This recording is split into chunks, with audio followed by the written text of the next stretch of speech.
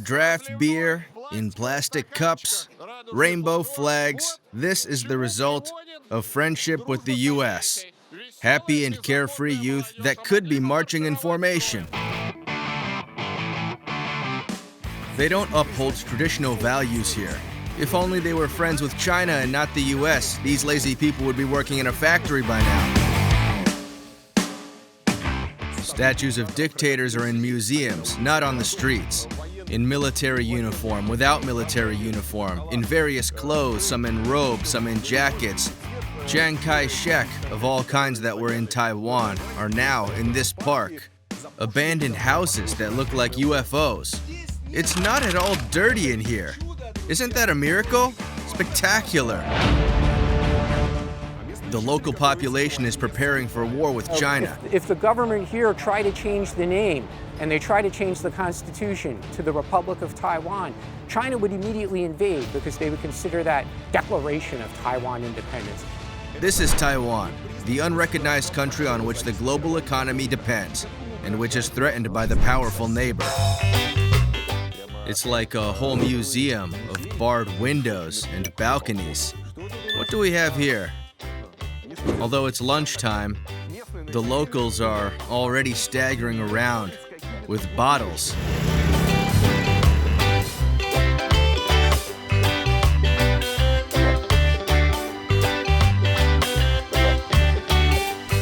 I arrived on the other planet. It really is a city of the future.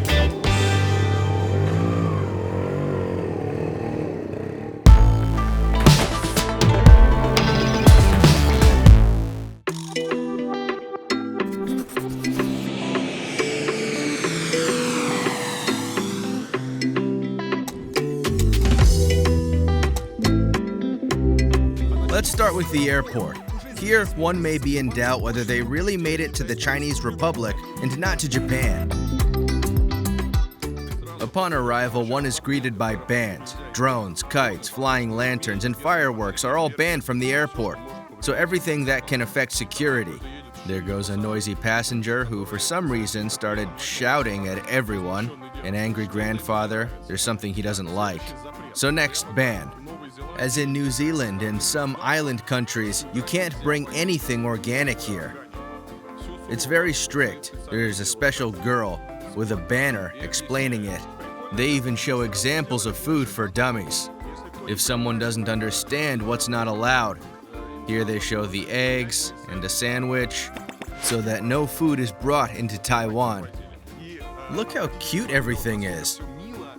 There's a dog at the baggage belts, said to be a special fruit detector. This dog hunts for ham, sausages, meat, and there's actually a live dog here that looks for food. Here they explained that there will be a fine and what you have to declare. First, you must declare diamonds and other jewelry. Then you must declare money. And these are the goods you cannot bring. Please check your baggage tag number to avoid taking other people's luggage. Again, no eggs. Don't bring eggs in, tells you the dog. Otherwise, you'll have to pay a fine of 3,000 Taiwanese dollars if you've not declared something. Here they sell a shelf of stuff. No food, no vegetables, no seeds, no chicken, not even Chinese chicken. Also, you can't bring eggs, sandwiches, hamburgers, even cat food. Shiba food is also banned. Very nice. Such bans are quite common, but this is the first time I've seen that there are cuddly dogs and so many posters and ads saying you can't bring it here. Here's one more person, and here's the dog that checks everything. People are waiting for their luggage with great attention. Nobody crosses this red line. Nobody goes near the belt. It's as if we have arrived in Japan. Yes, at the moment, it all looks very much like Japan. Everything is so neat, tidy, and beautiful, just like in Japan. Officially, Taiwan is part of the Republic of China and has the status of a partially recognized state. Mainland China considers this territory its own, although it in fact has no power here. At the same time, Taiwan itself has never declared independence. The local authorities have long believed that it was they who ruled the whole of China. For decades, China and the Republic of China have coexisted in this ambiguous state. But to understand how they got there, let's first study a little of the island's history. For this, we will go to the town of Keelung, near the capital.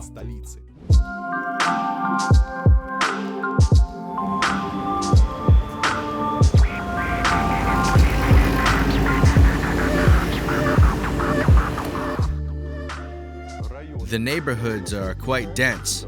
The houses are 1 or 2 meters apart. These are the streets in between. Everything is full of parked cars, motorbikes, umbrellas, an old post office box. Here's something interesting. A shelter marked like this, air defense shelter. In the event of an airborne alarm, we must run there. Follow the arrow. Let's see if we find this new shelter or not. Oh, and now we have to go here. Here's the sign for the air raid shelter. So the shelter must be around here. Or it may be here. I don't understand where it is. But the curious thing is that there is special signage. And in this area here, you walk on and on and on, and suddenly find a place of historical interest in the form of a special tunnel connecting 2 neighborhoods. Friends, in this dark, dank, and gloomy place, I decided to tell you about the history of Taiwan. It started thousands of decades ago. At that time, only the indigenous peoples lived on the island. In the 16th century, the Portuguese conquistadors arrived here and called the island Formosa, which means beautiful. Later, the Spanish and Dutch came to Formosa. They fought each other for the right to stay in this small territory until the Dutch won in the 17th century. However, their rule didn't last long. In 1683, Formosa came under Chinese control. The Qing dynasty ruled the island for several centuries. But in 1885, Taiwan became a colony of Japan. The country regained the island after the Sino-Japanese War and established its government here until 1945, that is, for 50 years. The Japanese were rude to the indigenous population and at the same time did much to raise the standard of living on the island. For example, they installed all the utilities. In addition, in 1903, they built this tunnel. It is now called the 100-year bomb shelter. During World War II, people hid from bombs here. The tunnel was also used as an ammunition store. And now the 100-year-old air raid shelter has become a popular place for tourists. The local population uses it as a short way between 2 neighborhoods. Here is a special sign saying it was built in 1903. By the way, it's not so easy to walk through here because the ceilings are so low. You have to bend down. I think this tunnel is around 1 meter, 70 centimeters high.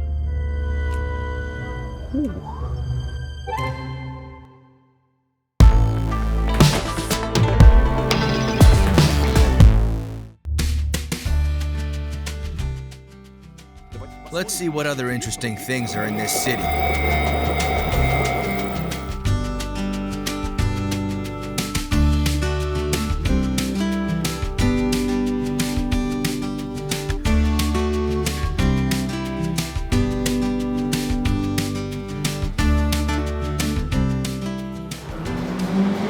Here, there's lots of street food and people came for lunch.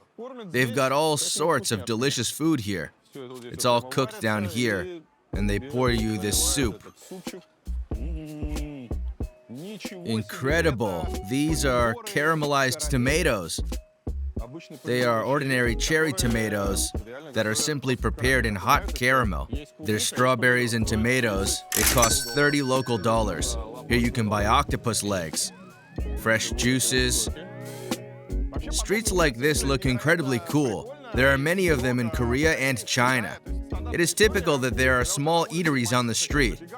Some tents with literally 5 to 7 seats. People come, quickly eat, and everything is prepared right here. But in our view, this is unacceptable because this is completely unsanitary. They eat right on the pavements, right on the street. There are no toilets in any of the eateries. Evidently, they do not wash their hands.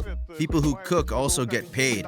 They take the money with their hands. In other words, there's a huge number of red flags for any Russian who knows better than to eat anything on the street. But in general, it is relatively safe here. People eat, no one gets sick. I've eaten many times in places like this. It's always tasty, fast, and most importantly, inexpensive. Taiwan amazes me with how clean it is. Everything is perfectly clean. They do very well. And here's the queue for these caramelized tomatoes and strawberries.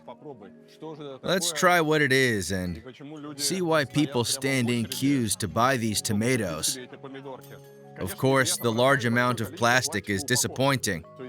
Each toothpick is wrapped in plastic, then they put it in a bag, and the amount of plastic wrap is simply excessive. Nobody thinks about the environment. I walk down this street and I say, why do I feel so good, so at ease, something content in my urbanist soul? And then I suddenly realized that even in the street with all those eateries, the design code is strictly observed. Notice all the signs are the same. Everything is in order. There's nothing chaotic about these signs. There's just a mirror tape where they all use the same font. The name of these shops is written there, and no one places their ads on anything else. The standards are very strictly enforced. That's why even visually, this street looks pleasant and interesting. They only have the number of the place here, its name, and the English translation. Here's tofu, here's rice with turkey and their logo. We have fresh fish soup here.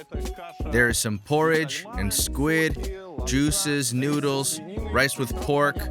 I mean, you can tell what they're serving here. How is it? Is it just a sweet tomato? Doesn't it taste good? Caramelized tomato.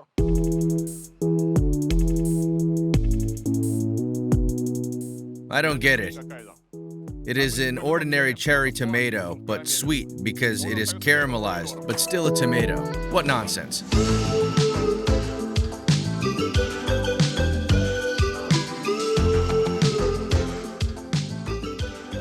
But back to history. As I said, for 50 years, Taiwan was ruled by the Japanese. They left behind more than just bomb shelters. In the republic's capital, Taipei, for example, there's an entire Japanese quarter.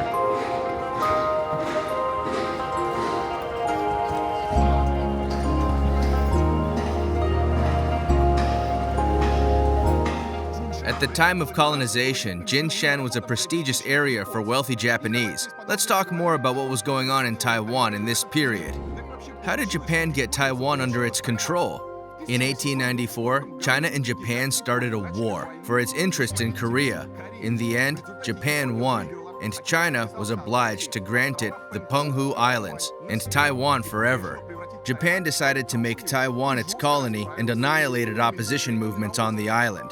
At the same time, it was building railways in Taiwan and laying electricity lines. The chemical and textile industry soon began to develop on the island. In addition, Taiwan began supplying sugar and rice abroad. As a result, the colony became one of the most developed territories in East Asia. Taiwan returned to China in 1945 after Japan's defeat in World War II.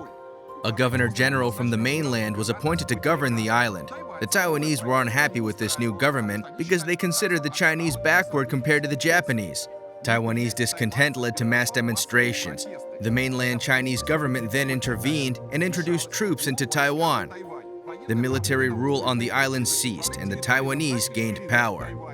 But Japan's heritage has been preserved in the country to this day.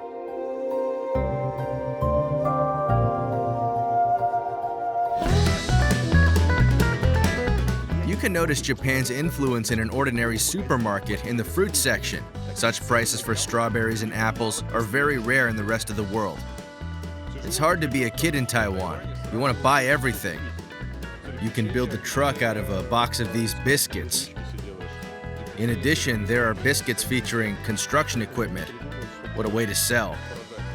Oh, this is a typical Japanese thing. White strawberries. That costs 1,600 local dollars for this little box. Half a kilo of cherries, which look a bit old, costs $1,142. As in Japan, they sell the apples in a nice wrapper. For example, this box costs $1,115. Tangerines, they're moldy. Look, these are little tiger faces. Touch watermelons. A watermelon costs $380. Please do not spread out your hands. The fruits are fragile. Do not pinch them. Do not touch them. This strawberry container costs $1,300. How much is it in rubles? Almost 4,000. Really? Then the pink strawberries cost $4,200. $1,400 per 100 grams. It smells good. It smells very strong. Where does it come from? From Japan. From Nara. Ah, it's a Japanese strawberry. Those without money can buy one at $750. But the most luxurious is actually another strawberry that sells for $500 per berry. At $370, you can buy this big apple. All this dried Japanese persimmon here, as you can see, is a great variety as well. Persimmon is sold this beautifully. With that, you can go on a visit and give the host this luxury kaki. How much does this strawberry cost? Such a strawberry costs $500 or 1,500 rubles for one strawberry. It smells like strawberry-flavored Frutella with milk. I've never tried it. Imagine if I drop it now. Look, if we drop a $500 strawberry, we'll pick it up, dust it off, and we'll eat it. We will apply the 3-second rule. I think for that $500 berry, it would be the 10-second rule. How beautiful it is. It's small. It smells super rich. Shall we try it? Look how funny it is inside, as if it were jelly. Yes, worth $500? Not to throw away this almost golden strawberry and to taste all the nuances of its flavor, I decided to prepare myself better for the tasting. As I mentioned above, there is a strong Japanese influence in Taiwan, and the Japanese are perfectionists. If they do anything, they will carry it off perfectly. When it comes to meat, they create the best beef in the world. If it is a tree, they turn it into a bonsai. It is an astonishing marvel. With fruit, it is the same. With fruit, perfection has no limits. There are whole shops where they sell tangerines, perfect apples, strawberries, cherries. All that costs a lot of money. It can be $5, $10, $20 for a berry, i.e. any whim is fulfilled if you can pay for it. Then, this fashion also reached Taiwan, and Japanese fruits are sold here in the supermarket. Today, I want to try the Japanese strawberry. The strawberry is sold in this container. It's like a pink jewelry box that says, "Premium Strawberry from Nara Prefecture." It is not just a strawberry, but a rare strawberry. It is pink, sakura colored. That is a special colored strawberry. All this is wrapped in plastic because he was sold a strawberry for $15. And this is what it looks like. All that is on pink straw. It has a special protective coating. It has a protective collar so that the poor milling cutter is not damaged during transportation. It says here that it is a simply spectacular strawberry that smells nice. It is rich. It is perfect of Japan's strawberry producers. Its size is absolutely normal. It is not gigantic. The shape is ideal. It shines. Everything is fine. It is not rotten or moldy for us. It is still an unripe strawberry. If someone saw it, they would think it was still green, but in fact it is mature. It is only sakura colored. It is a particularly expensive species in Nara Prefecture. I'm worried. A strawberry. There can be no second take. If something goes wrong with this strawberry, there will be no second take. The shop is already closed and I don't have any more money for experiments like this one. It smells like real strawberries, even though today is January 8th. It's winter. It smells like June. What does it taste like? It is soft and elastic, homogeneous. It has no porosity at all, like sometimes there are gaps or something like that. It tastes very strange. If we squeeze the juice out of this strawberry and give it to someone to taste, it would taste like cheap juice with some chemicals. And you'd never think it's actually strawberry juice. If we squeeze the juice out of this $15 per berry strawberry, people would think it's squash with water. It's extraordinarily sweet. It looks like strawberry candy or chewing gum. It tastes a bit strange. And if we take a good strawberry from a Russian country house, maybe it would be even better, or at least it would be as good. This one is also rich and sweet, but it is nothing special. The taste is a bit extraordinary. It's very sweet, and it tastes like something unnatural, like sweets or fizzy drinks. Each bite costs approximately $2. Another $2. I forgot. I have to share. That's all.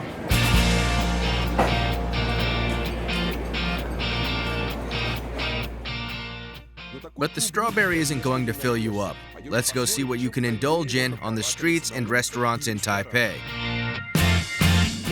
And now, friends, let's take a walk through the night market and see what people are eating. So, judging by the loud slurping noises and the rhythmic clinking of chopsticks, it seems evident that the food is truly delicious. Here we have oysters. Oysters are expertly grilled. It's unclear how much it costs. Interesting. There are a lot of different soups here. Here, they make delicious omelets. They're with a fish-like twist. Of course, tails, hearts, and many other parts are included in the menu. There are a lot of people. Sometimes they try to organize it somehow, but sometimes it doesn't work. Naturally, our night market is not only about food, because there are a lot of vending machines here. Lately, these little micro catchers have become popular. You can grab a nugget-shaped keychain here and some kind of different key ring here. But this game costs 200 local dollars. Taiwanese entertainment. When everyone else has regular arcades, they catch real fish. Just like in South Korea, photo booths are very popular here.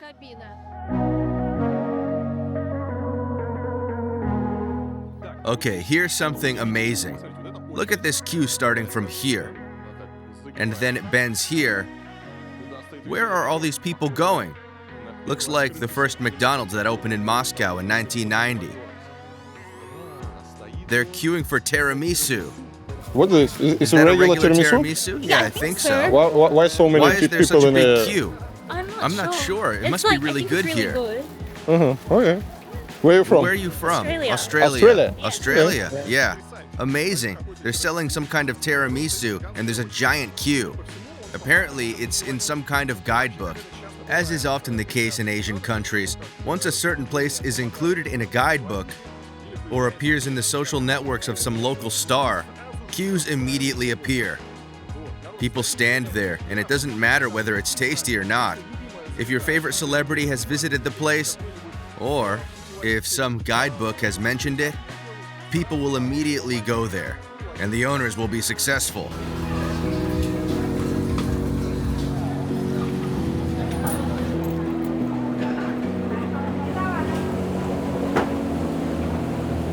Lamb dumplings, sprouted peas, spicy wontons with shrimp and pork, and one beer, right? Yeah. Are you allergic to any foods? No. Okay, thank you. Let's talk about how the restaurants work here. I came to the wonderful Jin Tai Hoon dumplings. It's a cool food chain here where they make the most delicious dumplings. And there's always a huge queue. And what's interesting is that when you queue, the girl at the counter notes which language you speak. And then, depending on whether it's Japanese, Chinese, English, you are called in your language, so that everyone in the queue understands who is being called. And also, while you're in the queue, you can use a QR code to place the order. The QR code is already linked to your future table, and then you wait for your turn. You sit down at the table, someone comes up to you, confirms your order, which you have already made, and everything is ready. Everything is ready, and your food is brought out immediately. That is, the waiting time in the queue is compensated by the fact that your food is cooked for you and it gets to you quickly. There they are, the world's most delicious dumplings. They're beautiful. It's 9 p.m. and the restaurant's closing. About half an hour ago, the waiter came round, brought the bill, said it was 8:30, and it's time to pay, as they're closing the register and basically the restaurant. For some unknown reason, all the restaurants here are open until 8:30 or 9. So after 9 o'clock, getting food is quite problematic. There they are, clearing tables, taking everything away and waiting for the last customers to leave. And the weird thing about this all is that cafes only open at 10 o'clock. No one wants to feed people.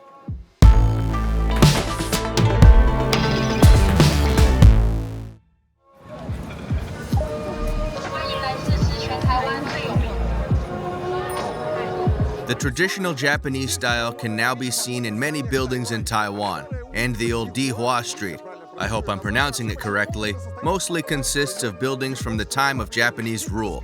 I must mention that Taiwanese do not resent Japan for its colonial past.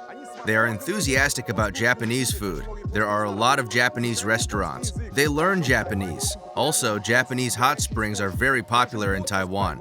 Even on holiday, Taiwanese most often fly to Japan, and Taiwan's political leaders often remind of all the good things that Japanese rule brought to Taiwan. As I've told you, there was quite a bit of that. In July 2021, Japan's Deputy Prime Minister has publicly declared his support for Taiwan in its conflict with China.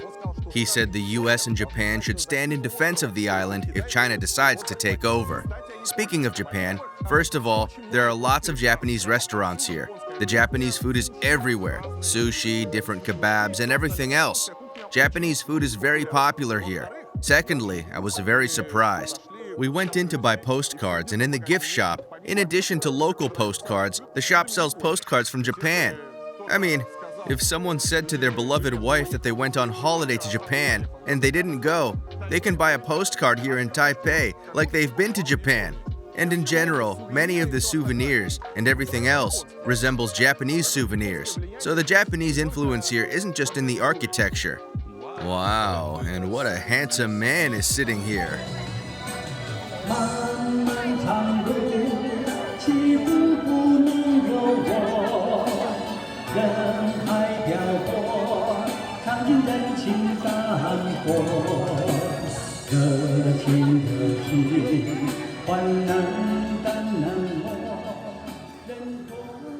The Japanese heritage can be felt not only in the architecture and shops, but also in various everyday details. Here, for example, the streets are almost as tidy.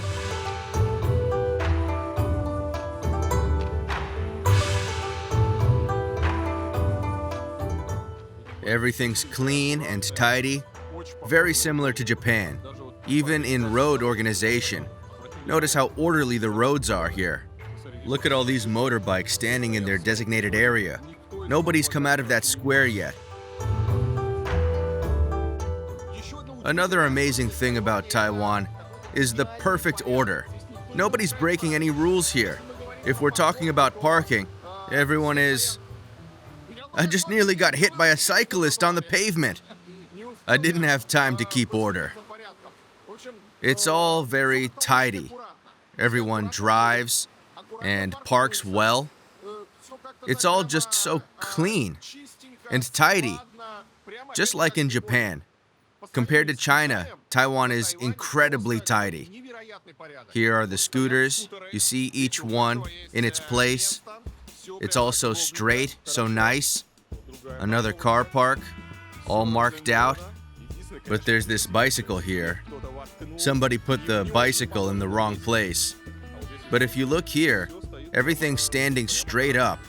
There's a scooter shop here, I think. Seems they can park wherever they want on their territory.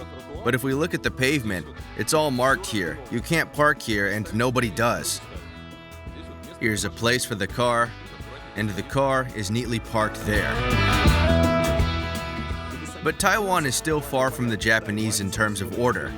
After all, it's been almost 80 years since Japanese rule, and in place of perfectionism came Chinese sloppiness. And here we have a silly playground.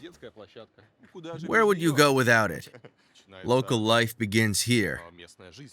But of course, they sometimes fall short of Japan, because you can find rubbish. And here you say, the pig will find dirt. But I need to show you that, you see, not everything is as perfect as it looks at first glance. We're late for the elevator. Scooters everywhere. As if I only said that everywhere here is tidy and everyone parks nicely. And there's no order. Nobody parks nicely. There's a no parking sign here, but scooters are left everywhere. The guy in his electric wheelchair doesn't even understand what's going on. They won't let him pass. I've given the local drivers too much credit. Everything is full of scooters. Among the benches everywhere, there are some cars. I praised them too early. The guy drove his electric scooter right into the market. Yeah, the light's green, and people are crossing. And you have to squeeze through the crowd to make a left turn.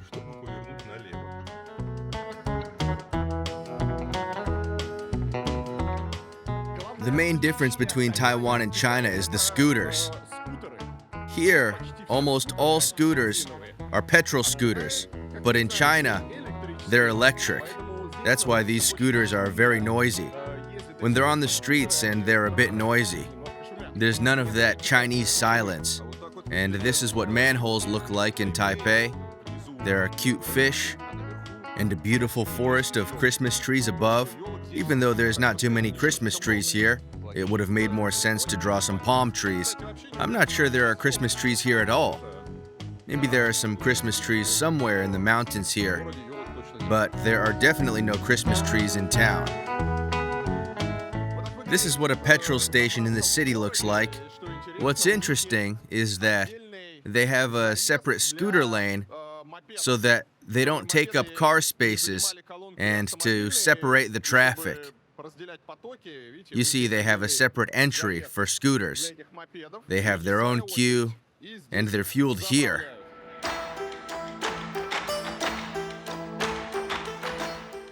Like the Japanese, Taiwanese are very friendly and always willing to help, even if you don't ask for it. I went to the post office and asked how I should send the postcards, and the guy, instead of just pointing out and saying, "Go over there," he walked me to that mailbox. I said, "It's fine, I'll find it." But he said, "I'm gonna walk you through to show you exactly what it looks like, in case you're a white barbarian and can't figure out what a mailbox looks like." And I feel awkward all the time because I'm surrounded by this amazing care that I don't think I deserve. It doesn't have to be like this, and yet they want nothing in return. So they don't do it like in some countries where you're surrounded by these helpers who help for money, but they don't even ask for tips. That is, people do it from the heart, and that's where I feel uncomfortable because I don't know how to respond to that kindness. Where's the catch? It can't be that good. To be honest, even though I've been living in Taiwan for quite a while now, 8 months is a long time, nothing's changed. Everything's the same. It's probably in their culture that they're very polite to foreigners, that they're very respectful to them, and that they're very disciplined. I often have moments when you come into a shop and you don't know the language. You try to do something. You ask them to show something with a translator app or speak English. If a person doesn't know English, they say, "1 minute, wait," and walk away to look for someone who speaks English. And there can be just one guy in the whole shop. They'll bring him and he'll ask, "What do you want?" You explain and he says, "Come with me, I'll show you."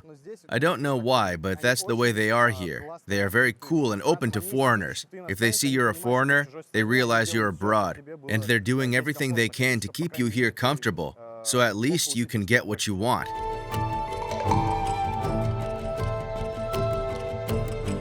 The Republic of China, as Taiwan is officially known, came into being as a result of China's post-World War II civil war.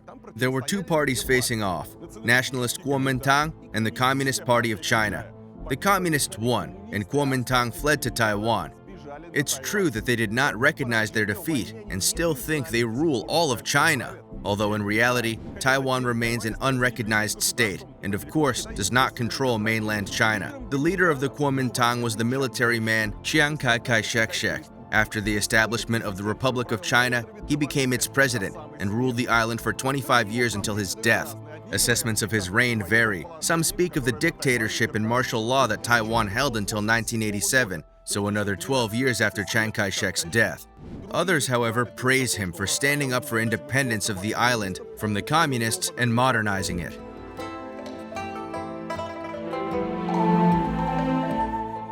I've now arrived at a park that's filled with statues of Chiang Kai-shek.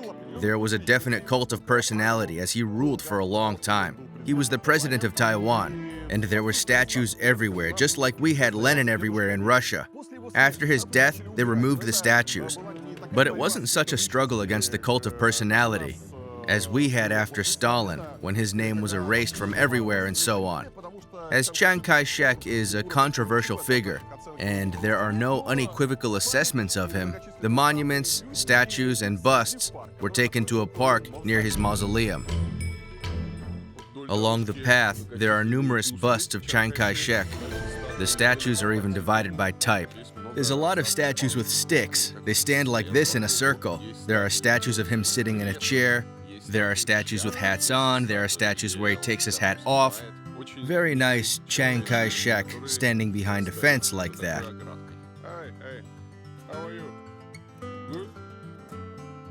The man came to do his exercise. There were all kinds of statues. There were different busts, statues with sticks, with books. Look at the variety. There's even Chiang Kai-shek on a horse. There's even a half-disassembled monument like this. Something must have happened to it, and it's been put back together piece by piece. It's a giant Chiang Kai-shek. There's even a Chiang Kai-shek surrounded by kids. Some are in military uniform, some aren't. Some are in different clothes, some robes, a French coat. There's something to suit all tastes and colors. All of Chiang Kai-sheks that stood in Taiwan are now in this park, and it turned out pretty cool. They didn't just set them up, they even tried to make some compositions out of them. Now tourists come here and take pictures. What's that? Suddenly there's either Mao or someone else with his hand up, but obviously not Chiang Kai-shek.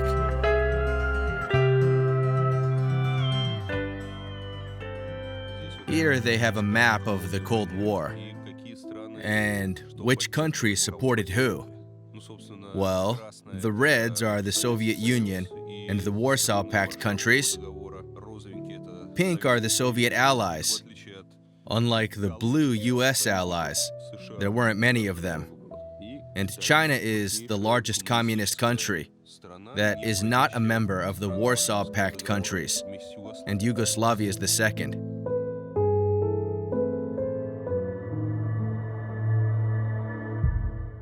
Relationship between mainland and island has been strained since the establishment of the Republic in Taiwan, but there has never been a direct armed confrontation. Beijing's default position is that the island is its own, and Taiwan is confident that they are successors to the real China. That's how both sides have lived for decades. So this is kind of like if there was a civil war in the United States and the government in Washington, D.C. retreated to Puerto Rico and said, now this is the United States and it's not semi-autonomous anymore.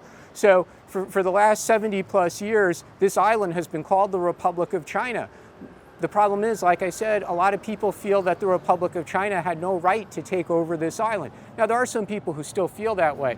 But anyway, we're stuck in a real complex situation because the government of the Republic of China, which is the name that they use here, they're still using the Constitution of the Republic of China, which was written on the Chinese mainland in the 1940s. The problem is, though, if the government here try to change the name, and they try to change the Constitution to the Republic of Taiwan, China would immediately invade because they would consider that declaration of Taiwan independence. And that's the red line for China. And frankly, it's the red line for Taiwan's closest friends as well, such as the United States.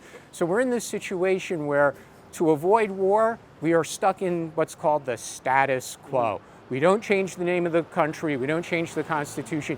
Even though the majority of people here in Taiwan, if they knew they could change the name of the country to Republic of Taiwan and there'd be no war, then they'd probably say, yes, we want to change it.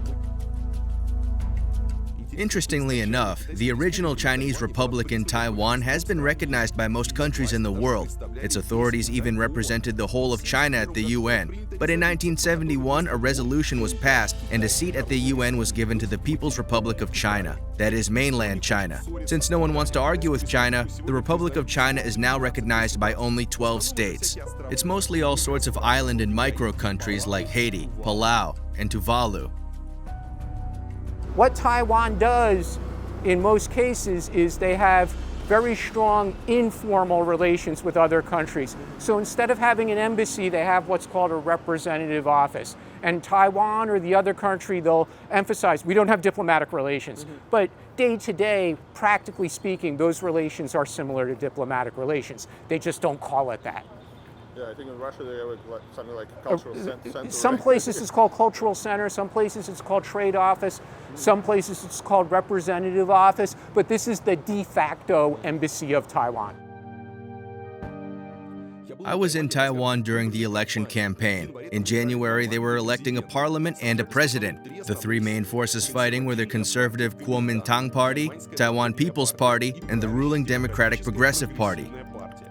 Each side has its own idea about how to deal with the mainland. The Democratic Progressive Party, the DPP, they are the party of Taiwan identity. They are the party that supports a separate country called the Republic of Taiwan, and they hope that one day they could establish that. The Chinese Nationalist Party, or KMT, as I said, they used to rule the mainland. They are against Taiwan independence. They hope for better relations between Taiwan and the mainland. They used to be the enemy of the communists. Now they get along with the communists because they're against Taiwan independence. And the third party is called the Taiwan People's Party. They try to be the middle of the road party, not just on relations with China, but on every other issue. They say, we're the party not of partisanship, we're the party of practicality. We're just focused on getting things done, whether that's domestic policy, the economy, relations with China. We're just very practical people. The party's election slogans were directly related to China. If you vote for the Kuomintang, China will turn into Hong Kong, the Democrats assured. If you vote for the DPP, your sons will go to war, said Kuomintang, trying to scare people off. Due to the elections, there's a van with a campaign poster on it, suggesting to vote for the third party. It's the Democratic Party. They ask you to vote for it. By the way, interestingly enough, the convoy of Democratic Party cars got a pink car from some other party, and they're all traveling together under police supervision. This campaign process is very similar to the way it happens in Japan, where they also have cars with campaign posters and ride through residential neighborhoods. There are people with fake smiles trying to look happy, waving their hands at everyone, and the regular people are just annoyed with it all because it's impossible to drive or do anything. The kids are constantly making noise, and it all goes on right up until the election, and the elections are in a week, so they'll still be riding their huge campaign vans for another week. You can't publish poll data 10 days in advance of the election, but you can still campaign, so they'll continue annoying everyone for another week with all these banners and cars. In the end, Taiwan's presidential election was won by Democrat candidate Lai Ching-te. He is considered a hardliner in relations with China. So far, no escalation between the mainland and islands has happened, but according to the political scientist Ross Darrell, China will try to regain control of Taiwan sooner or later. My own view is China doesn't really care who wins, because China's plan eventually is to take over Taiwan, whether they do it tomorrow or they do it in 5 or 10 years. So actually for China, they have their plan to... If you look at the flight path of regular flights between the mainland and the island, it looks pretty strange. The thing is that there is a dividing line in the airspace above the sea. Civilian aircraft circle the line, while Chinese military aircraft occasionally violate it. You may not hear this now, but in Taiwan you get the feeling that something is always buzzing above. And no, it's not paranoia or a Swedish Carlson. The thing is, military planes fly over the island all the time. Not just Taiwanese ones, by the way. In 18 days in September last year, the Chinese flew over the country's military zone 225 times. According to Al Jazeera, a military invasion of Taiwan could happen as early as 2027. But can the small island fight back against the huge Chinese mainland? In confronting China, the country enlisted the help of allies. In 1979, for example, it negotiated military support with the US. There are now occasional US warships traveling around the island. Plus, according to Defense Manpower, there are still 23 US military personnel in the country. This year, the states gave Taiwan a grant for the purchase of $80 million worth of military equipment. In total, the island's authorities have purchased $1 billion and $55 million worth of equipment from the United States, including F-16s, ammunition, and surveillance equipment. In 2022, the Speaker of the U.S. House of Representatives, Nancy Pelosi, flew to Taiwan. Back then, it was said that countries were about to start bombing each other. The Chinese said that the countries already sent warplanes towards Taiwan. However, TV then clarified that they would just be conducting training. In November this year, a high-ranking U.S. general said that China may not take Taiwan by force. According to him, the PRC will endeavor to use their means to gain control of the island. The Taiwanese themselves believe that the U.S. will help the country if China does decide to attack. In April 2023, 55% of the island's population thought so.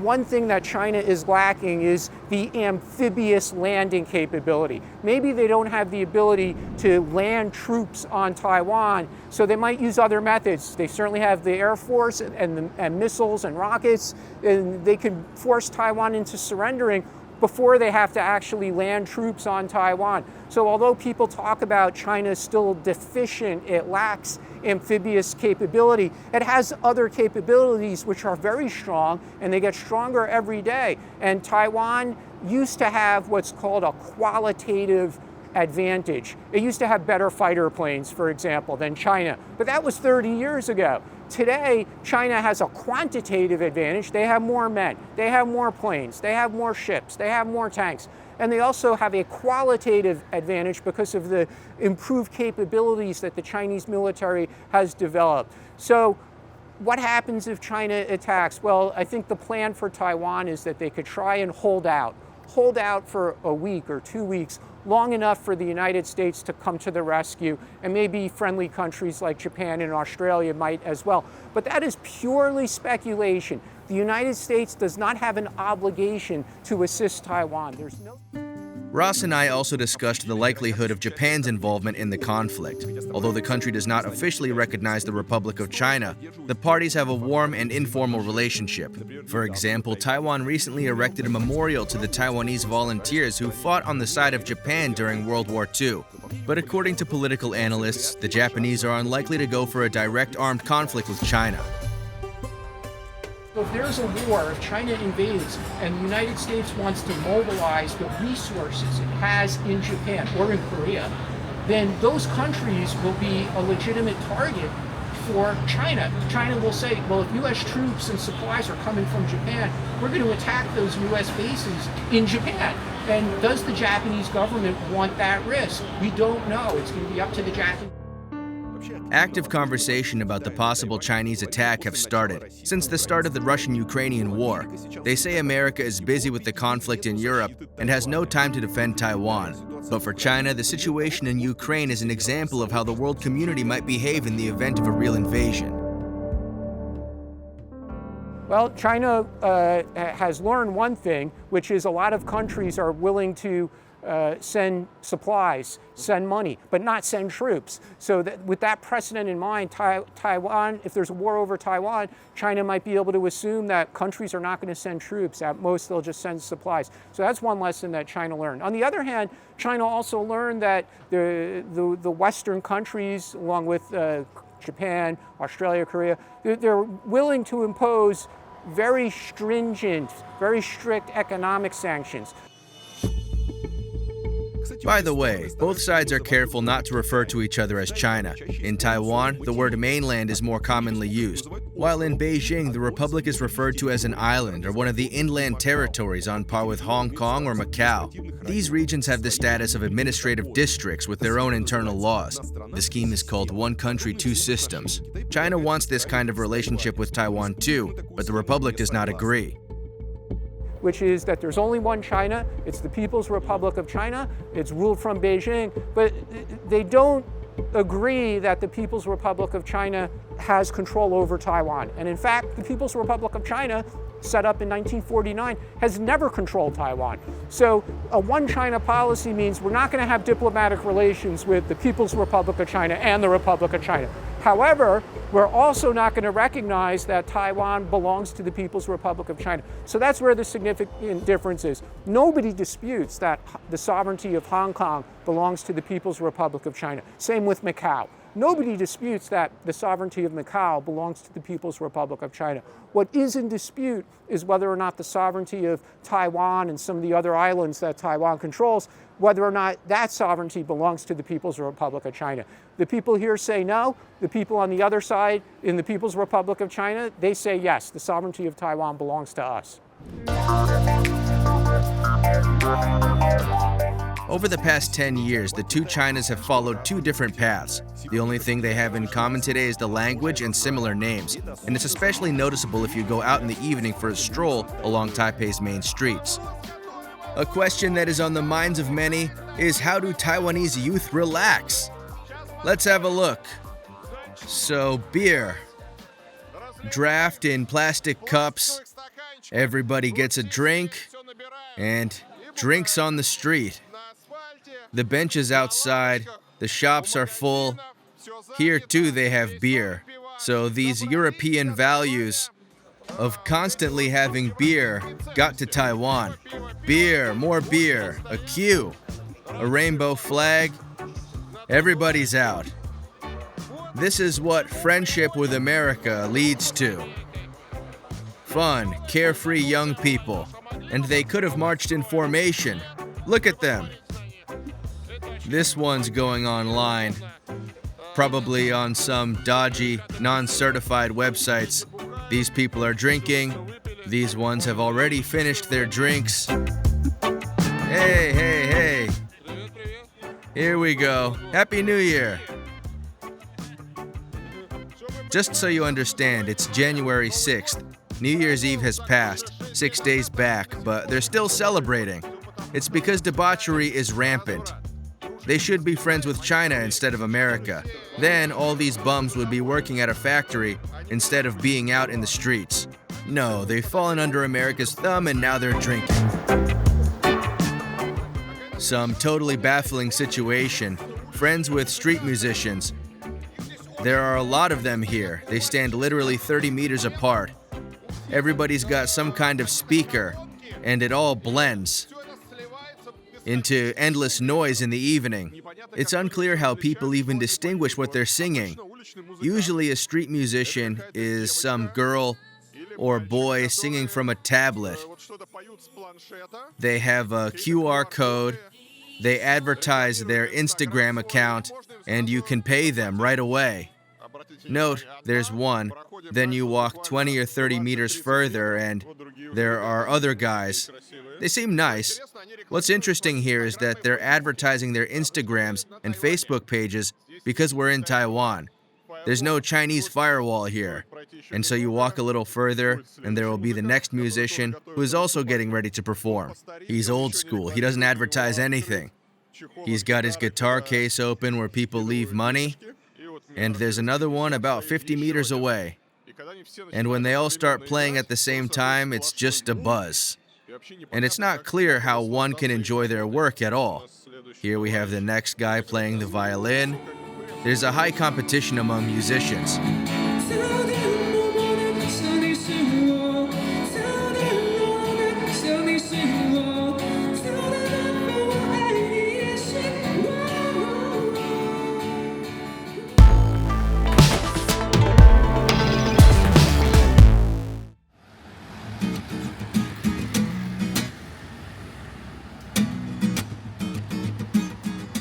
In Taiwan, unlike in China, you are not being followed or monitored by hundreds of cameras and dozens of cops at every turn, but it feels much safer here.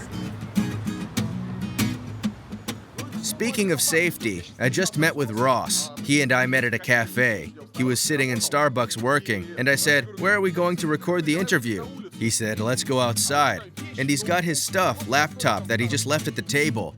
And I said, "Are you going to leave that here? There's a lot of people here." He says, "Yeah, sure, I'll keep the laptop on the table and I can go away for half an hour and nothing will happen to it." I've asked, "Are you sure?" He says, "Yes, we're in Taiwan." I mean, the man just calmly leaves his laptop on the table so no one sits at the table and goes outside to talk with me and doesn't worry about his backpack or laptop.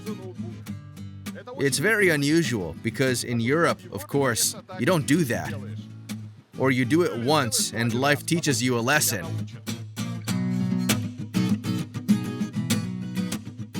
Do you know how they book tables in cafes here? They take their phone and leave it on the table. So you're leaving your phone on the table? Yes, and no one, not your phone, not your MacBook or iPad. It doesn't matter what. You often come to a cafe and see there are iPads and stuff just lying around. People leave it there while they're in a queue, order a coffee and come back. I personally had a case when I forgot my ID at a little shop, like a corner shop. It's a tiny shop, and I forgot my documents. Me and my mate were chatting. So I paid, left 30 minutes later, realized I forgot my ID. I come back and they're there. No one's touched them. Friends have had instances of forgetting their backpacks and some other stuff in the park. After a while, they come back and the backpack is still there, where they've left it.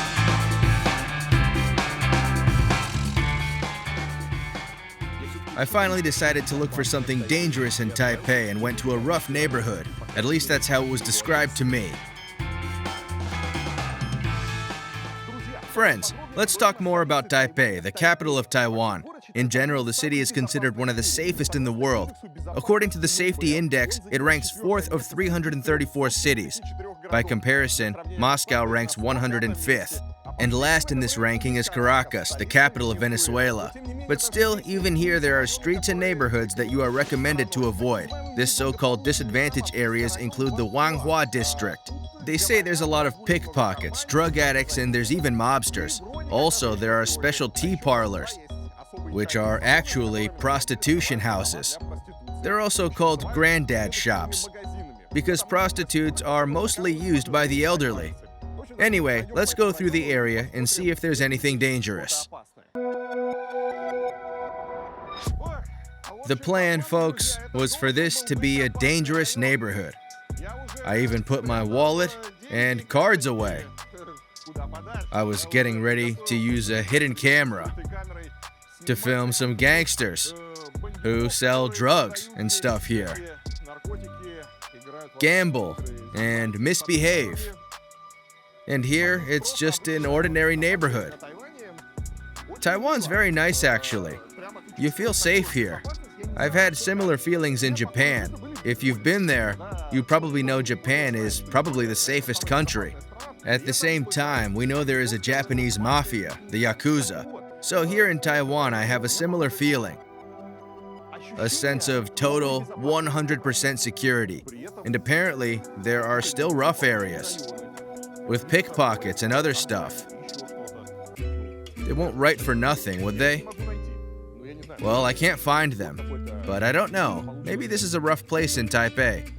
There's a house and kids out on rental bikes. Maybe it has something to do with roughness. But overall, it looks like what most neighborhoods look like.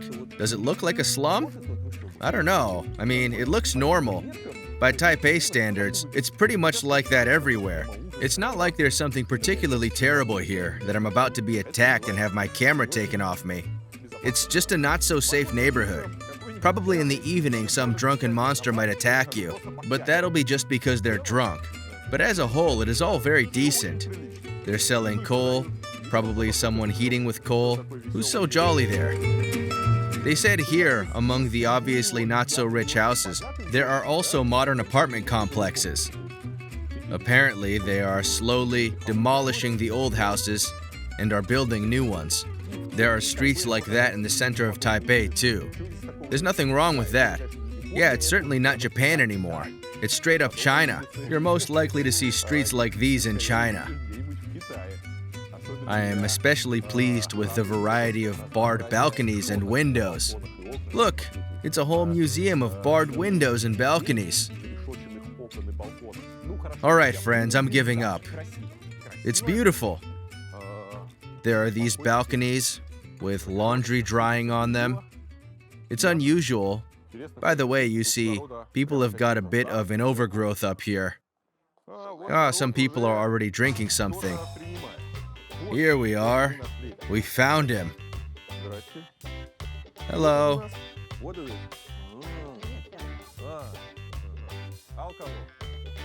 Okay, fine, good. We're in the right neighborhood. Despite the fact that it's lunchtime, the local population is already drinking and walking around, with bottles containing not some fresh juice, but something stronger. So it might even be more fun here tonight.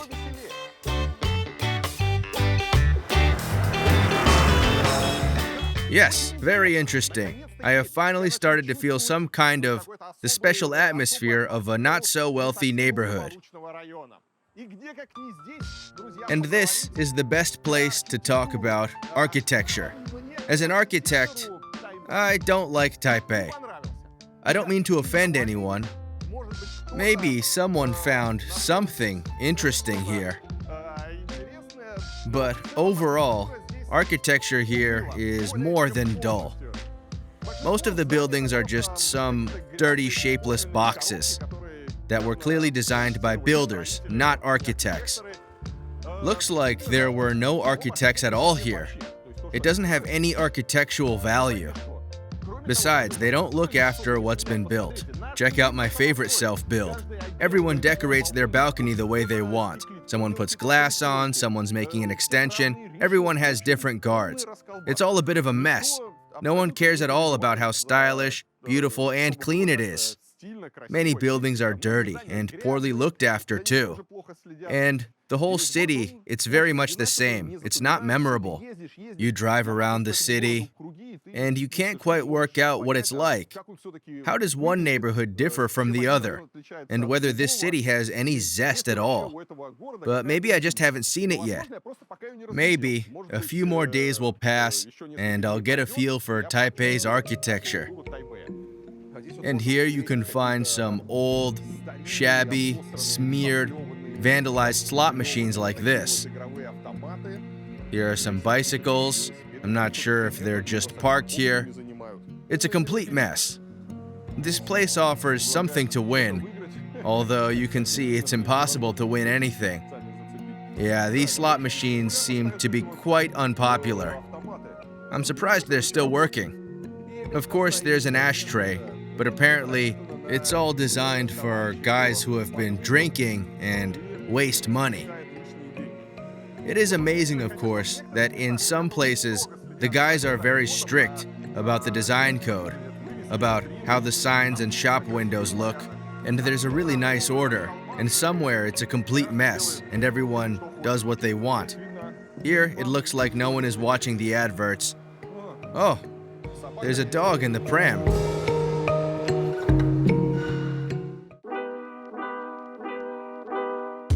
In order to find anything interesting, I had to go to the west side of the island. For example, in Taichung town, you can have a delicious coffee. Oh wow, there's a river on the right, and to prevent anyone from seeing it, the guys put up a fence and planted bushes there. So when people are walking along, they don't even realize that there's a beautiful river there. It's interesting, of course, to see the streets in such a residential area with small, dense buildings, so people don't park where they can't. People put out pots of flowers like this. What a touching solution to protect the walls from improper parking. It narrows the street and makes parking less comfortable. But of course, parking is a problem here. There's nowhere to park cars, and people park wherever they can. And where there are flower pots, there are no cars. It's very nice. Well, architecture, there's nothing to say about it. The architecture is very boring. But if the car parks and architecture aren't great, the coffee here is good. And I'm on my way to one of the best coffee shops in town right now. It's called Retro Bara.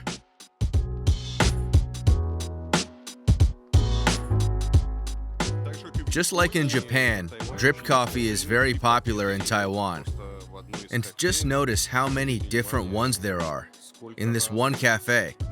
So many drip bags to suit all tastes. You see, everyone drinks drip coffee, and it's time for you to start too if you haven't tried it yet. Also, in this part of the island, there are many military villages. Such villages were built all over the country in the 1940s and 50s. They were used to house Kuomintang Party soldiers and their families. It was originally planned that the military would gather forces in Taiwan and then will return to the mainland and continue the war for power. But soon, plans to strike back China failed and many soldiers fled the villages. And in the 80s and 90s, the authorities decided to demolish the military settlements. Now some villages have been destroyed and others have been abandoned. Right, friends, I've come to an interesting landmark. Look how many tourists there are, how happy and beautiful everyone is. There's a reason these people came here. They came to see the painted villages. Look, they're all taking pictures, phones at the ready. Look at these crowds, it's beautiful. And these people are watching an amazing painted village.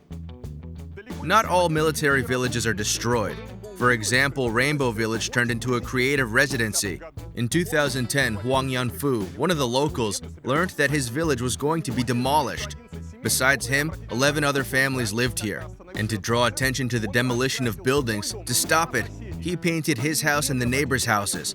Eventually, the village was noticed by students from nearby universities. They have appealed to the mayor of the city and asked to preserve the place, and the authorities listened and decided not to demolish the village. And now, Rainbow Village is a popular destination for tourists. Mostly, people take pictures in front of these stunning houses. They're actually very nicely done. There is a small cafe, a souvenir shop where you can buy hats, fans, umbrellas, and other items with artwork by Huang Yanfu. And also note that this is the author. He is 101 years old. Although he's retired, his grandson is now running the village. But he takes pictures with everyone, and you can go up to him and take a picture. It's a true miracle. They've already built some kind of human anthill around here. But this nice little village is like some kind of amazing oasis and point of attraction. And here, you can see what might have been in its place.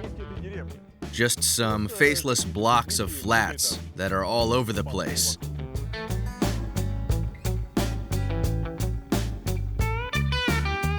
The paintings are incredible. And there are new work appearing here, as you can see. It's very interesting here. There's a kitty on this wall with a scaly anteater. They say COVID started because of it, and no one takes pictures with them. And there's a queue for this kitten right here.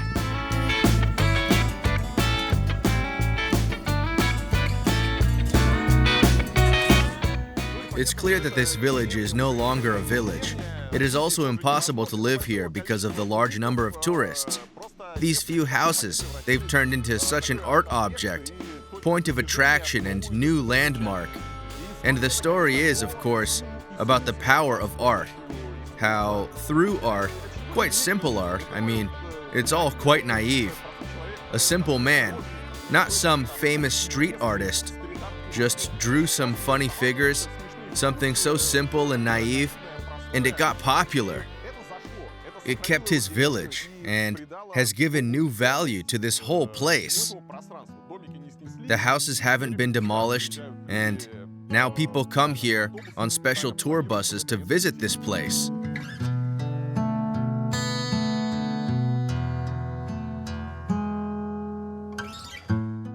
Here's the bus.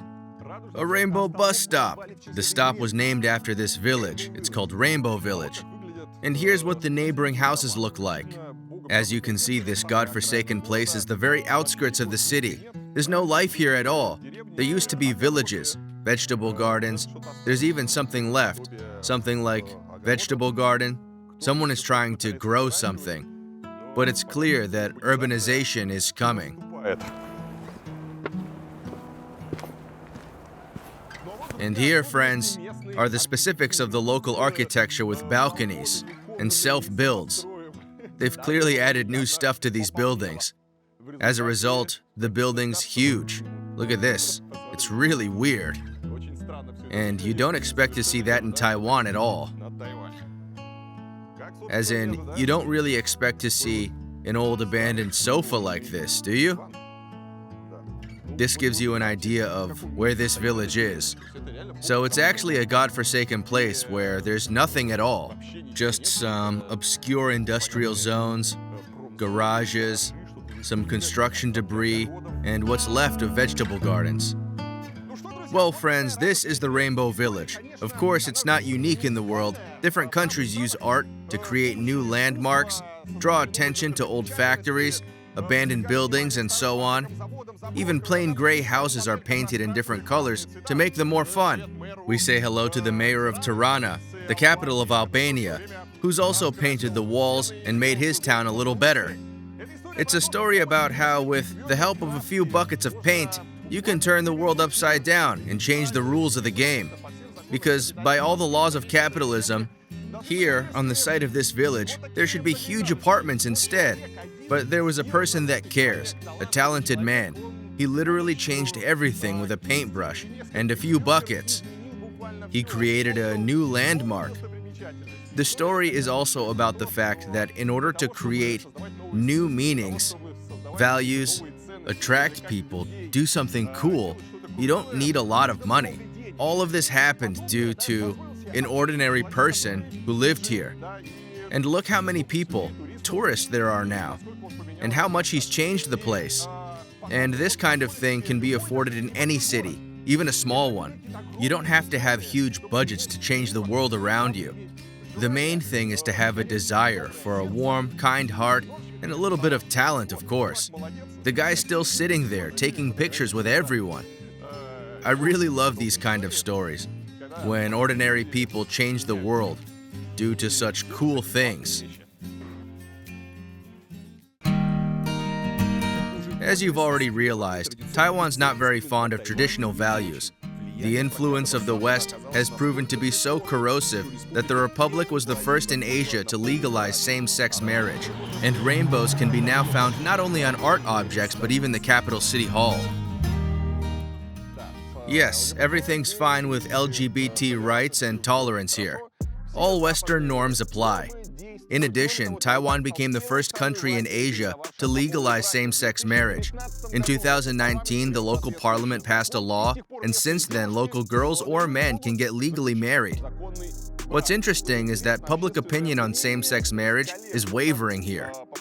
For example, a year after the law was passed, in 2020, polls showed that majority were against it. The ratio was about 47% in favor and 53% against.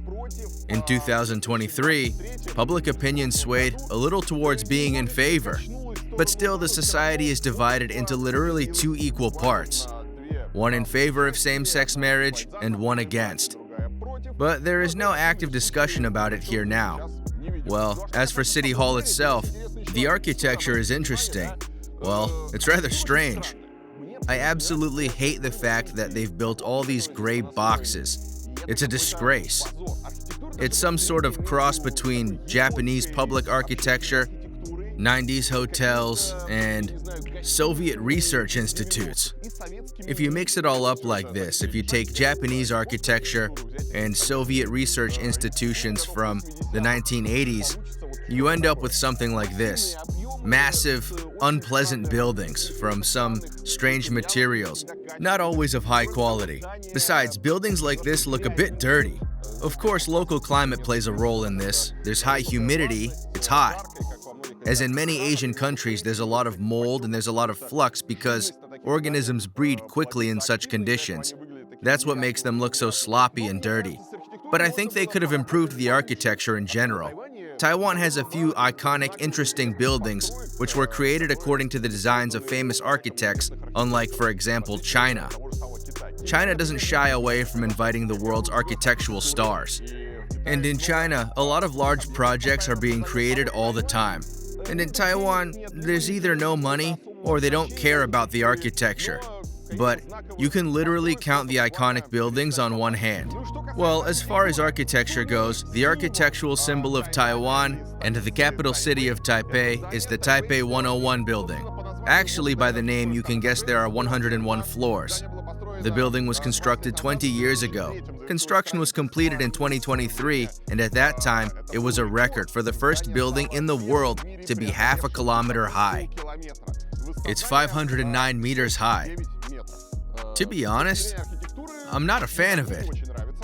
It reminds me of a stack of cups. The architecture could have been more interesting, but the creator spent a lot of time on symbolism rather than structure. There's a huge number of hidden symbols. For example, 101 is the postcode for the local area, and it also resembles ones and zeros in binary. And since Taiwan is the IT capital of the world, these 101s are also some kind of symbolism. There are 8 blocks of 8 floors. Number 8 in China means prosperity, and that's why it's also very symbolic. There's a huge number of symbols in there. We won't discuss them all. Let's look at the architecture. I think it could be more interesting. Write in the comments if you like this building, but Taipei has no other symbols. I managed to find one interesting building in Taipei, but let's take a look at the local metro on the way to it. This is what buying a metro ticket looks like. Well, first of all, the machine is of a strange design. Apparently it was designed a long time ago. It's all a bit old school. You can buy a card or you can buy a token. We'll buy a token. This is the hardest part, because you have to pick the price of the ticket. So you have to determine how much your ticket should cost and the number of tickets you need. There's a map at the top where you look for the station you want. That's how you know how much it costs. 25. You pick 25 here, you pick 2 tickets, and you pay $50. That's for 2 tickets.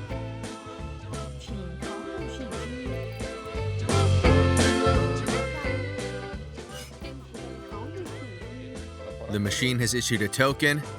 Now, let's tap it on the gate. It opened, and you can go to the platform. You hand it in on the way out. It's programmed for a certain price. Atmosphere and design-wise, it reminds me of Singapore subway. The guys in Singapore are also having problems with design. When the train pulls up, music plays and red lights flash. It's also fun and beautiful. And here comes the train. People all queue up, no one tries to push in. Everyone is well-mannered. And they're getting on the train carefully. Ah, these seats are just perfect for me. Everyone's standing still and waiting. It's all very orderly. Taiwanese are very disciplined. Just look at how everyone's standing there. There are these white lines, and people stand between them and wait to board the train.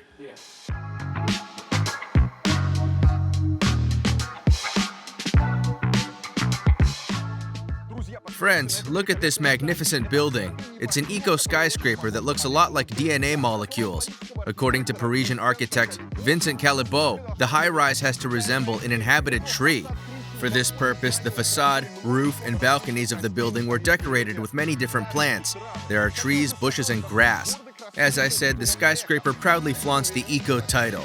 The architect is confident that the plants will absorb 130 tons of CO2 emissions per year, which is approximately as much as 27 cars emit. In addition, the architects say that all the rainwater from the roof gets into the water supply system and is used to run the solar panel. So how much does it cost to live in such a luxurious home? Prices for flats here go up to $32 million, and there's also special car elevators that take autos to the floor of the owner and bring them downstairs.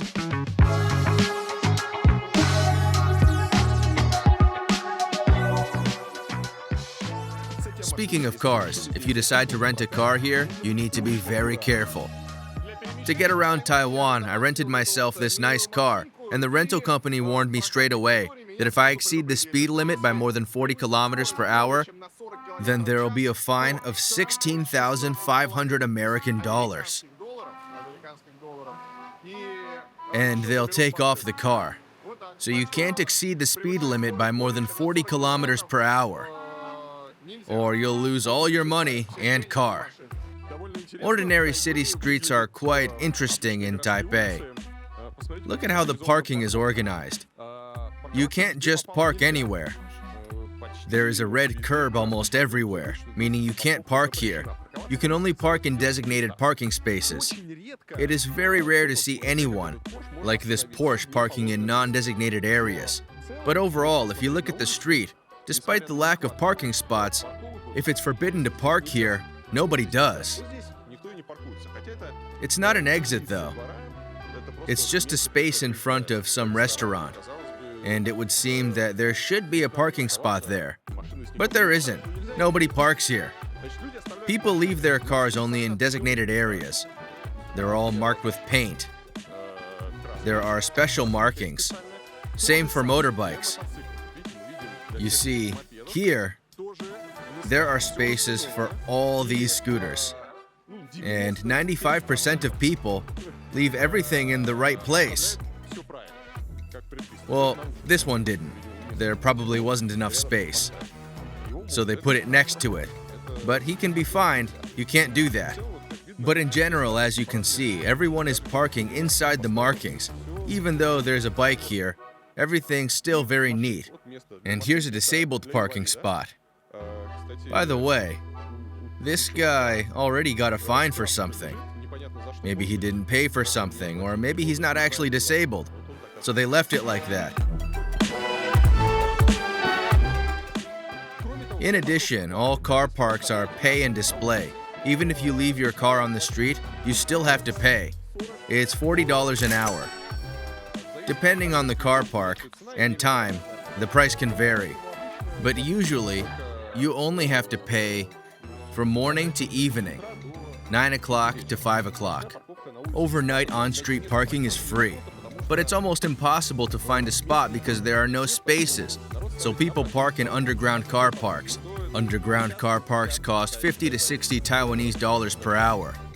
It's a little expensive, I think. I mean, if you park your car there for a few hours, you'll need to pay a few $100s.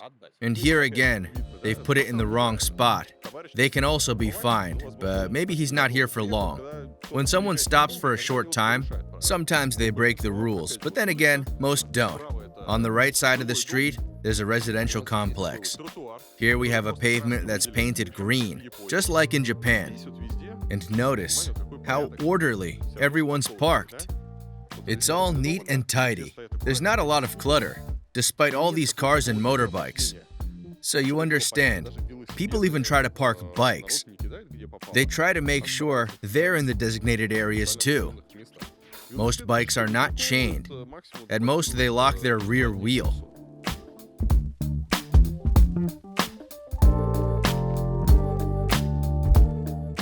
Parking here works rather strangely. It's all manually administered. A person on a motorbike comes and records the time that you've parked your car. And they put this special ticket under your wiper. And then they come back in intervals of 30 to 60 minutes and put extra stamps on that ticket. And then you pay for the ticket, either through an app, for example, or you go to 7-Eleven and pay for that parking ticket. So you won't get a fine for not paying your parking ticket. And if for some reason they didn't come and put a parking ticket under the wiper, then you don't have to pay for parking either. No man is a thief. There's a ticket, and they're marking it. This car's been here for over an hour. This nice underground parking costs 60 Taiwanese dollars an hour.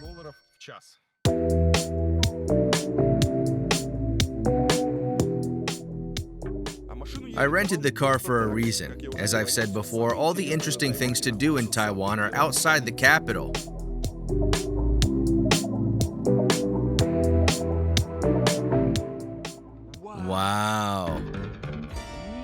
That's an abandoned house. It's not just abandoned, it's even been looted. So look what's here. Such a futuristic kitchen here. There are bar stools over there.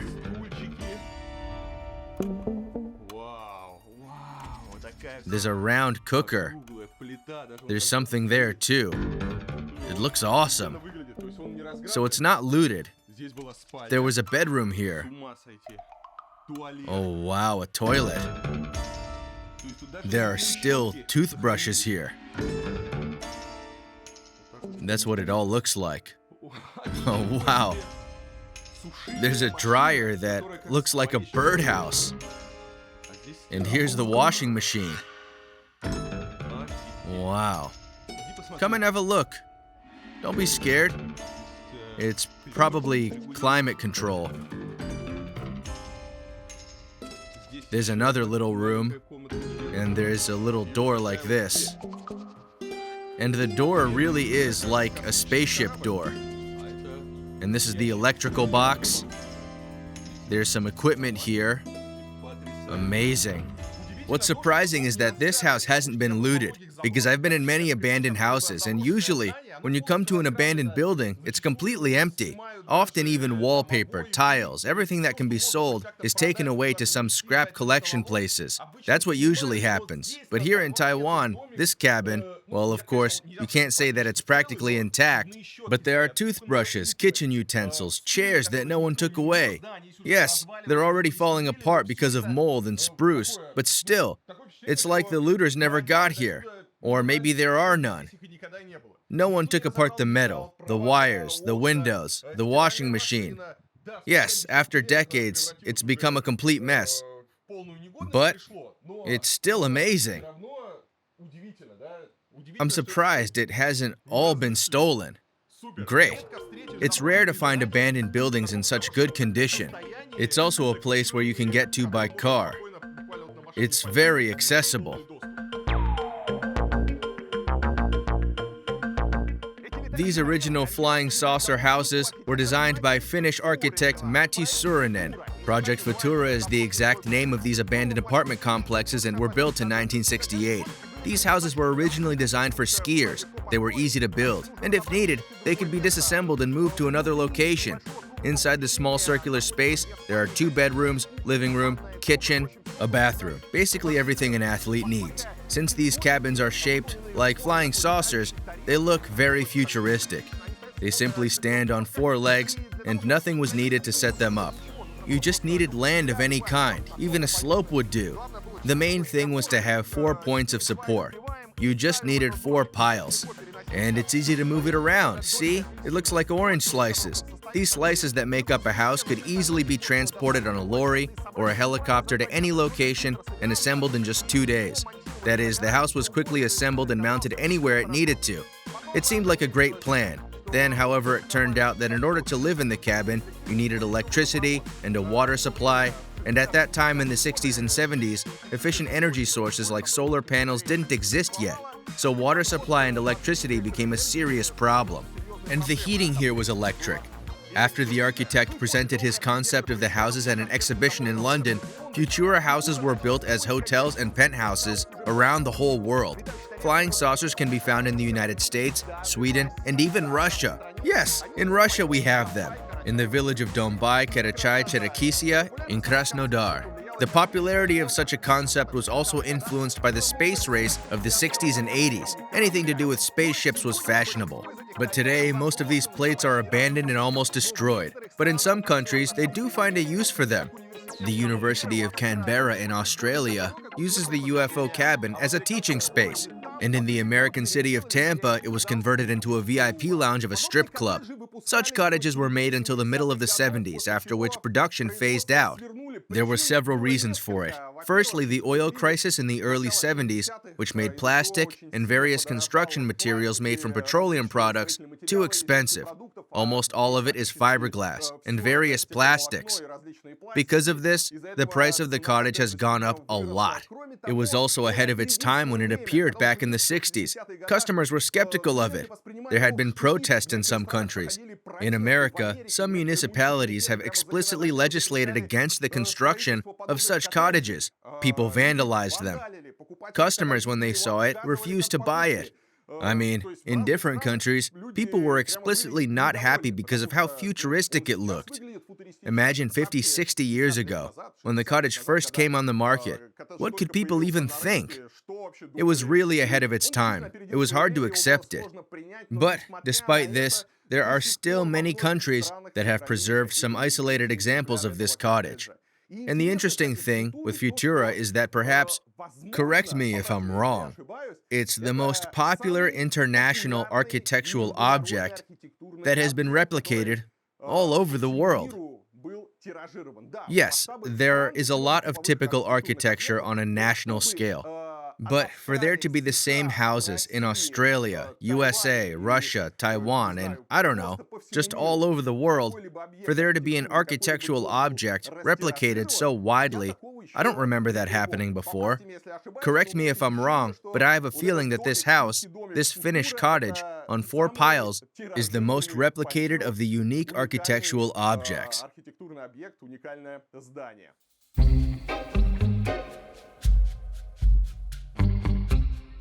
There's a whole village of them. Some of the cabins have already been decimated. It's amazing. Flying saucers. And here's the second type of the lodge. There's nothing looted in it either. It's just amazing. I've been to many abandoned sites, and this is the first time I've seen lights in place. The television is in place. All the furniture, washing machine. That's crazy. Amazing. So, what? I was here. Some flying saucers have suffered more than others. And here's another house. Here too we have sofas, chairs, furniture, lamps, kitchen utensils of some kind. That's awesome. There's a children's bedroom. The bathroom is the same. The layout is the same everywhere. Again, we see that dusty dryer. It's been taken down here, though. That's where the bedroom is. They even left the mattress. Desk lamp. Here's a radio. It's a Motorola for cassettes. They didn't even take the receiver. That's amazing. It's unbelievable. Look, I can't believe it. There are curtains, lamps. Oh, wow. I'm walking around this cabin, and I'm in awe. My arm has almost recovered. It's the first time ever that I came to such an accessible, abandoned house, and the interiors are so well preserved. There's so much detail. Nothing was stolen. I mean, it's very rare when you can get into a restricted area with limited access, but here it's very easy. You just pull up in your car, and in so many years, no one has taken anything from here. I can't believe it. I feel like I've come to some other planet. This really is some kind of city of the future. It's a village in some completely different country, on another planet where they don't loot buildings. That's amazing.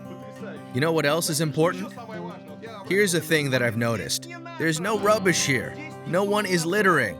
There's no cans, no syringes, no trash. Nothing which is usually found in abandoned buildings. There's no litter here. Isn't that a miracle, friends? Well, it's cosmic.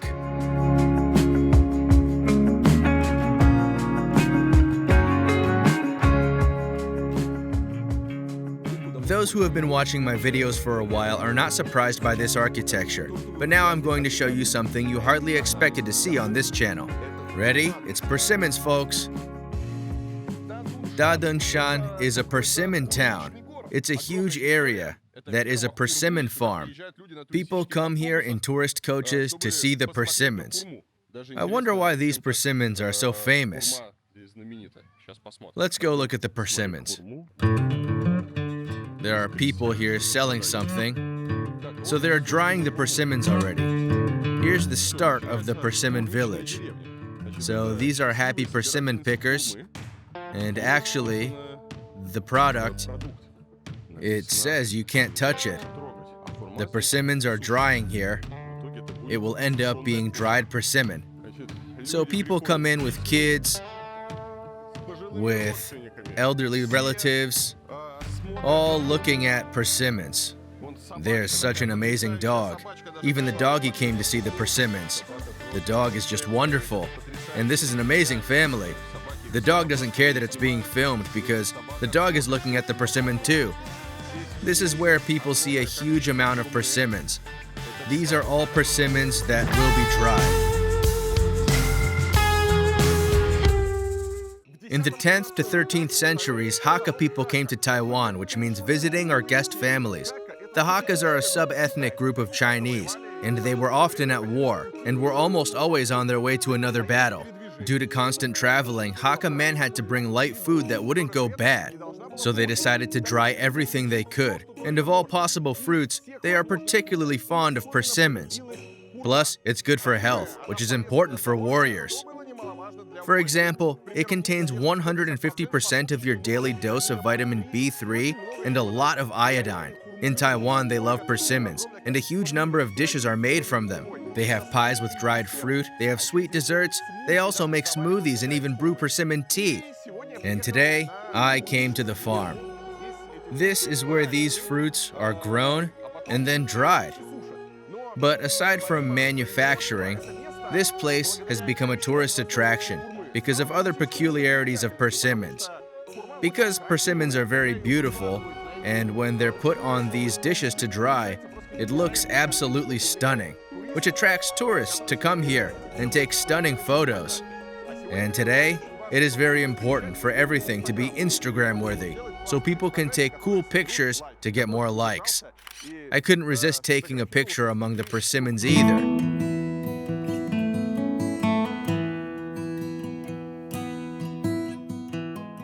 And here, you can see what is made from this persimmon. First, they peel off the skins on these special machines. Then they place them on special dishes and leave them to dry. The end result is dried persimmons.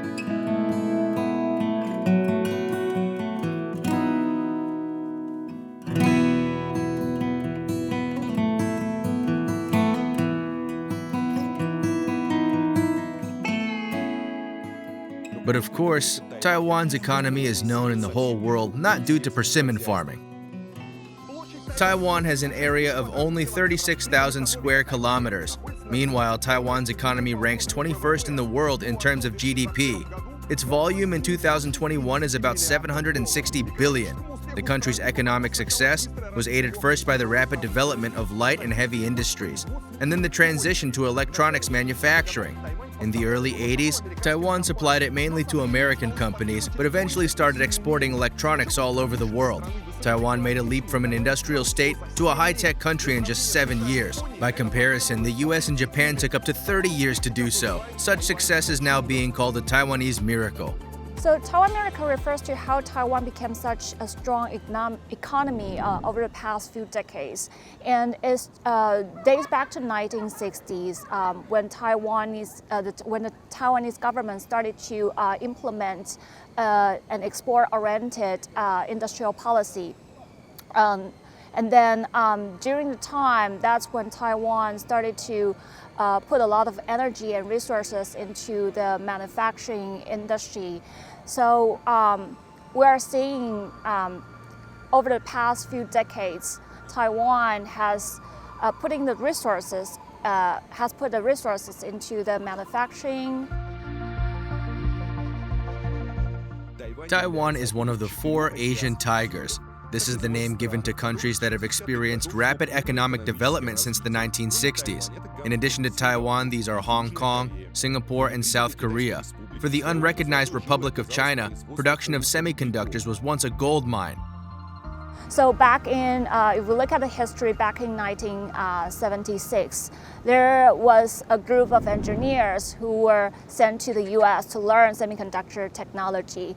And it was the government back then, and also the policymakers, government officials, some of those who were very insightful and visionary, and they saw the potential of this industry, the semiconductor industry, and they thought that Taiwan had a potential to grow with this industry. So with the group of engineers who went to the US to learn the technology, after they came back, they implement or devote like what they learned from the US to Taiwan, and then they started the industry from the ground up. That's how Taiwan started to build its semiconductor industry.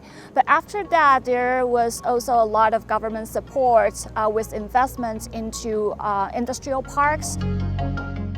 And now the island is one of the largest semiconductor manufacturers in the world. What are semiconductors anyway? Let me explain. Semiconductor chips are the world's fourth largest selling semiconductor chip. That is, only crude and refined oil, cars, and spare parts are more popular. To make it clearer to you, I'll give you an example. The average car has about 1,400 semiconductors, for example in airbags and in engines. Taiwan Semiconductor Manufacturing is the world's largest chip manufacturer. It accounts for 52% of the global semiconductor market. TSMC chips are used in almost every electronic device. According to the Director of National Intelligence, if China attacks Taiwan, the production of semiconductors and microchips would almost stop completely, and that would hit the global economy. Its loss, according to various estimates, would be around 600 billion in a year.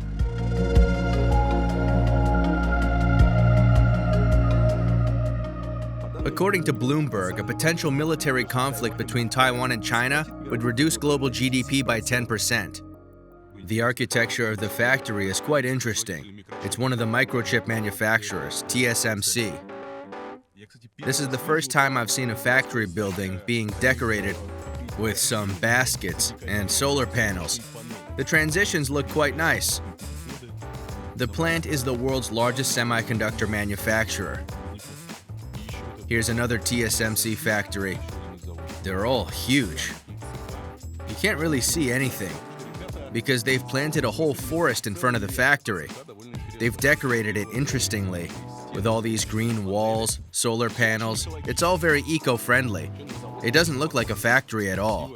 Nice checkpoint. By the way, an interesting thing about Taiwan is that so far no one has banned me for filming anything. Not a single security guard came up, no one chased me away. Everyone is very friendly. You can put the camera wherever you want, and there's no question about it. In China, there's always someone bugging you, walking around you, being very suspicious. Everybody thinks bad things about you. They probably think bad things about you here too, but they don't approach you. Maybe I'm just lucky. Naturally, the country that provides parts for the world's major electronics manufacturers is a go-to for latest gadgets. Taipei Technology District is the best place to buy all sorts of gadgets in Taiwan. The neighborhood is full of shops and stalls where you can find the latest technology to suit all tastes. At the center of this technological paradise stand two buildings that look like spaceships. According to locals, it sells just about any technical piece of equipment that there is in the world, from vintage karaoke machines to the latest VR gadgets. One of these buildings is called Guanghua Digital Plaza. It was built back in 1973, and then it was one of the first shopping centers in Taipei. You can buy computer equipment, lighting, gaming stuff, and much more. The second building, on the other hand, is more modern and is called Syntrend Creative Park. Across 12 floors, it sells Apple, Dyson, Canon, GoPro appliances, and other popular brands. And on the third floor, there's a zone where shoppers can play with all kinds of virtual reality gadgets. And if you can't find a particular gadget, it's definitely on the electronic street market. The market surrounds two buildings and goes deep into the technology district.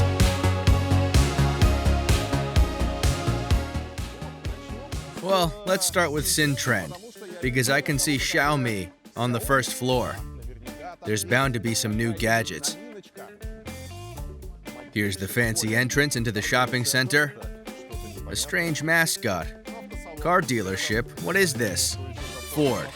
Taiwan doesn't seem to be aware of the fancy Chinese cars and continues to sell Ford. It's a disgrace. Compared to Chinese cars, Ford looks like a vintage car museum. But people seem to be interested. Here's the culmination of American culture. A Ford loaded with Coca-Cola. What else should you have loaded a Ford up with but with Coca-Cola? They wouldn't allow that in China.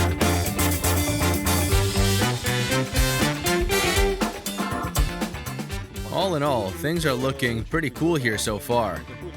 It's not some cheap fakes. There's just a bunch of different brands. An AirPods case. Oh, that's nice. Well, these guys overcomplicated it. All these cases seem to be of pretty good quality. They're not cheap, too. They cost $680. And here's the Xiaomi shop. And it seems very busy inside. What's going on?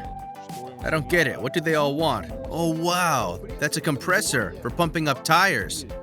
I didn't know you could use such a small, portable compressor for scooters and bikes. Crazy, very cool. Camera, razor, scales, massager. Here's a power bank. Xiaomi sells all sorts of stuff. They have some blenders and pots and pans. I feel quite old here because all of these smart home cameras and everything else don't surprise anyone except for us because we don't use AliExpress. But in fact, everyone has been using all this for a long time. But I am, of course, surprised by the number of people in this shop. Gaming chairs. And this is what the Asus shop looks like. It's a Taiwanese brand, and there are no people here. It's not Xiaomi. There are no queues in Acer too. Oh, that looks great.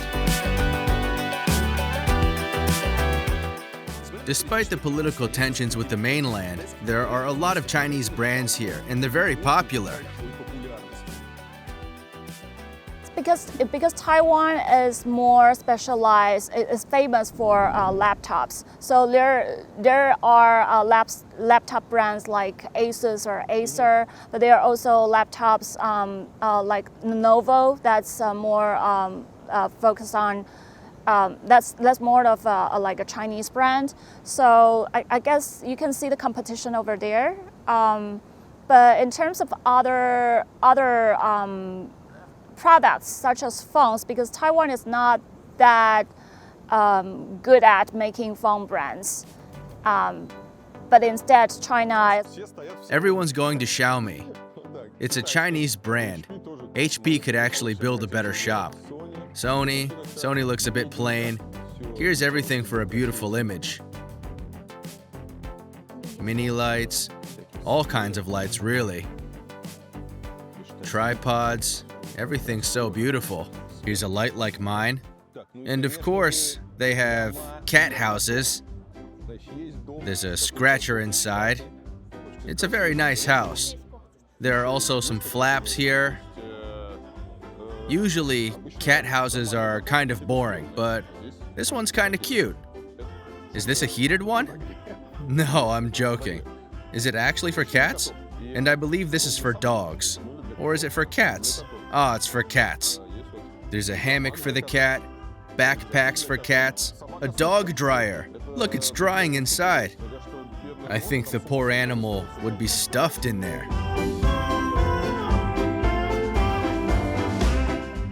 I'd be scared if I were a dog. But Taiwan isn't just about semiconductors and gadgets. They also make bicycles and bicycle parts. Friends, you know how much I love bikes. I ride them in almost every country I visit. And Taiwan doesn't just occasionally use bicycles, but also produces them in huge quantities. According to Taiwanese authorities, there are about 800 bicycle manufacturers on the island, including the world's leading component brands and local companies. In 2021, exports of parts for bicycles from Taiwan exceeded $5 billion. According to the Ministry of Agriculture, the island mainly imports parts to the US and China. Taiwan makes not only parts, but whole bikes. The bikes mostly go to the US, the Netherlands, and Germany. The country also makes electric bikes and exports them to the EU and China. And now we're arrived at the office. Behind me is the headquarters of Giant Company. It is the largest bicycle manufacturer in Taiwan. They've got a lot of brands. They've got factories, and they recently opened a new headquarters. They built a trendy office here, and at the same time made a bicycle museum. where you can learn about the history of the brand and the history of the bikes. Let's take a tour and see what's inside. And here's a sign you'd never expect to see at the Bicycle Museum: no bicycles allowed. We opened in 2020 and 2020, and we also creating this cycling culture museum, but it is not called like giant museum because our founder Ken Liu, he wanted to share all of the cycling culture, not only in giant. So in the past, it needed more than like 50 years to get one invention. And also for this kind of bicycle, the weight is quite heavy, like it takes 45 kilograms. So compared with the bicycle nowadays, only like 6 kilograms, that is quite heavy. A bicycle museum. Is that the first bicycle? That's not the first one. Here it is.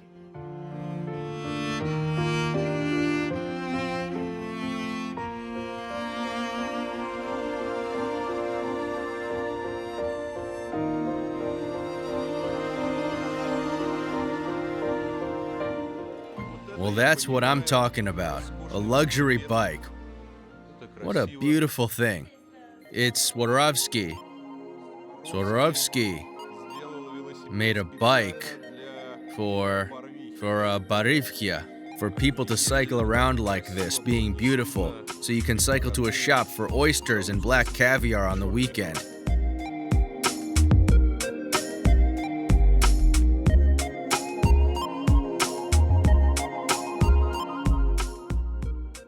So this bicycle is like the Taiwanese people in Taiwan year 100 year.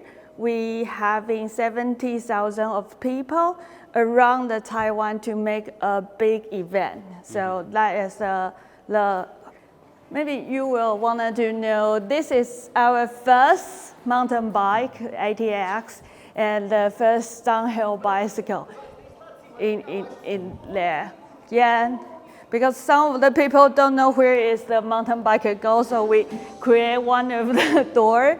Every time you open that door, you will went to the different places to let people know about how the scenery that mountain biker can. We haven't demo here, but we having that kind of model. And what kind of difference between the first generation and the second one is, in the first one, we put the old system beneath the ground. But for the second generation, we put a computer into the bicycle. So people can, here it doesn't work for us to make the bicycle station. Yep. So you just using the, we call it easy car and beat or QR code, and you can easy to rent for the U-bike. It would seem that in a country with so many bicycle manufacturers, they must also have the appropriate infrastructure in place. But no, friends, the local cycle lanes aren't really lanes at all, and are the biggest disappointment to my visit of the island. Here's a cycle parking, all looks very neat. And just like in Japan, people drive on the pavements. That is, even though there are relatively many bicycles here. There is no separate cycle infrastructure for them. And just like in Japan, people are cycling on the pavements. And we're about to get run over. It's not that simple. And there are separate lanes for cyclists at pedestrian crossings. And then they're encouraged to fly through wide pavements.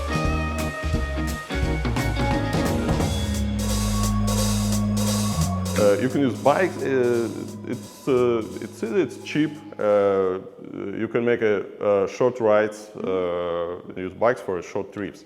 Yeah. But if you don't have infrastructure, if you don't have many bikes available, why don't you? I think it's because in Taiwan, we are so like a democratic country, so the people is very free to having their own opinion, even though that government get their goal to build a bike lane, but there's still accounting to many problems. So I think we are trying to make that well, but the bicycle lane is kind of like the bicycle, the government are quite like to use the sharing bike very often. So we won't think that people were afraid to using the bicycle. They are very easy to arrange the bicycle, but also many people in the weekdays,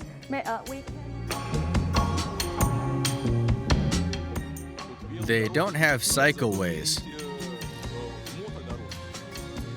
but there are motorbike lanes along the road. Sometimes they make separate lanes for motorcyclists. And for cyclists, they don't even have a cycling lane at the bike production site. You're expected to ride on the pavement. And here's what the rent bikes actually look like. These ones are probably broken or something, and they're tied together. And here, at the station, there are the ones you can hire. You can only rent bikes at these stations, and you must bring them back to those stations as well. You pay for them with a card, which I don't know where to get. There are some instructions here. Very convenient for tourists because everything is written in Chinese.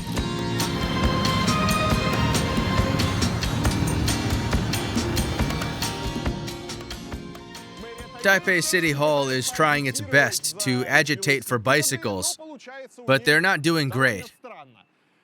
Yes, cycling is a big problem here, much to my surprise, especially when you compare it to mainland China, because in big Chinese cities, everyone is used to, firstly, very developed bike sharing system, where you can take a bike practically anywhere and return it practically anywhere too. Shanghai, Beijing, all over China, there's a huge number of bikes from AliExpress, Didi, and so on.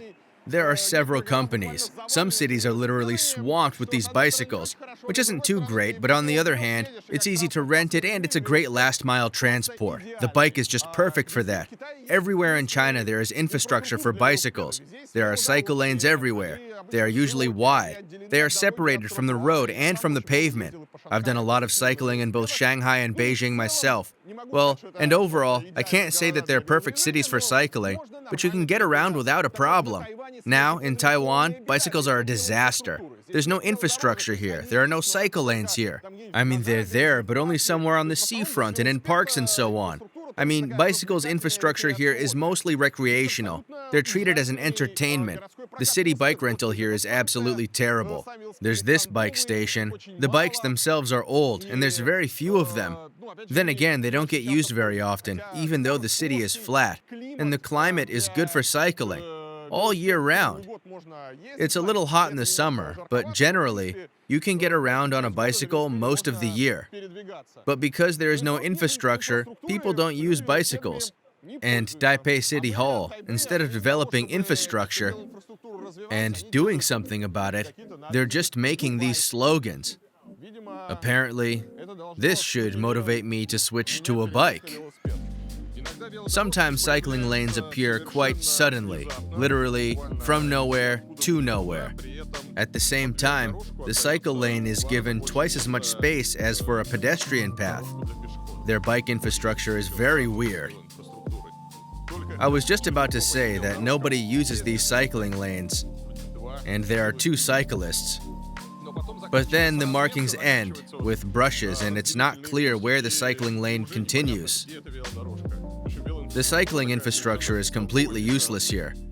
You can see that it was designed by people who don't know anything about cycling and don't use bicycles themselves. Another amazing urban thing in Taipei are these diagonal crossings. They only work from 7 a.m. to 7 p.m. which is written directly on the crossings itself. So after 7 p.m., the traffic lights continue to work, but you can't use diagonal crossings. When there's a lot of people during rush hour, as it's a business district, they're making diagonal crossings so that people can get around quicker and cross diagonally to the other side of the street. You can go in all directions, but it only works from 7 a.m. to 7 p.m. To be honest, I haven't seen that anywhere.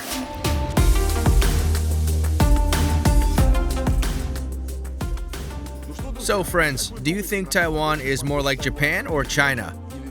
Lastly, some more technological marvels from a Taiwanese airport.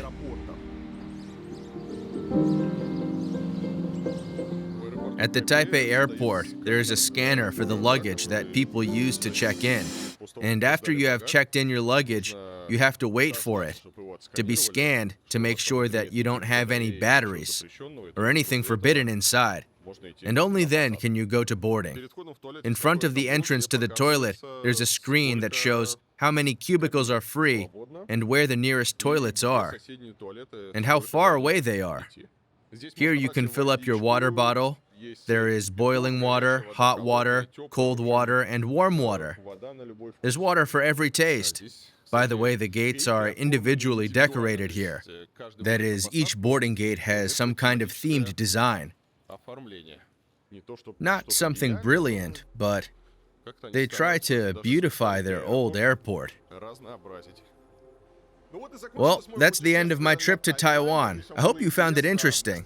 I like this country very much. It's not my first time here, but this time I managed to get a better feel for it. The most striking thing here, of course, is the people, because everyone is very nice, friendly, and genuinely willing to help. Not for tips, not for the fact that you will do something back to them, but people are just happy, from the bottom of their hearts, to help you. And that's very cool. And of course, security is striking. When people secure tables in cafes with phones and laptops, when you are not afraid that something will be stolen from you, when you just relax and enjoy exploring the city, it's rare to find that today. Yes, there can be a lot of complaints about Taiwan in terms of architecture, design, urbanism. There's a lot to work on. But there is an incredible atmosphere here. There's a word, cozy, and Taiwan is a very cozy country. Thanks for watching. I hope you found it interesting. Don't forget to subscribe to the channel. I have new videos coming out regularly. And also share this video on Reddit and send the link to your friends on WhatsApp.